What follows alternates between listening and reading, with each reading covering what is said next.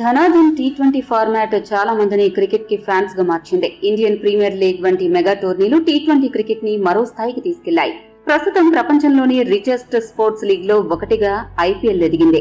T20 cricket లో ఇప్పుడు సెంచరీలు కామన్ గా మారాయి. అయితే ఐపీఎల్ లో ఫస్ట్ 200 ఎవరు కొడతారు?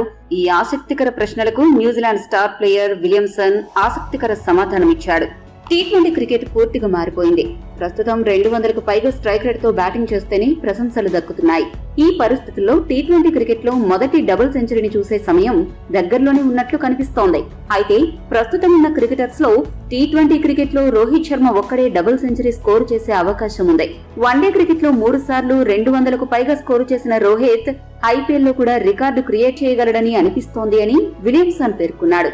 టీ20 నెంబర్ 1 బ్యాట్స్మెన్ సూర్యకుమార్ ను ఈ సీజన్ లో 2 సెంచరీలతో సూపర్ ఫామ్ లో ఉన్న బట్లర్ ను విలియమ్సన్ కనీసం పరిగణలోకి తీసుకోలేదు.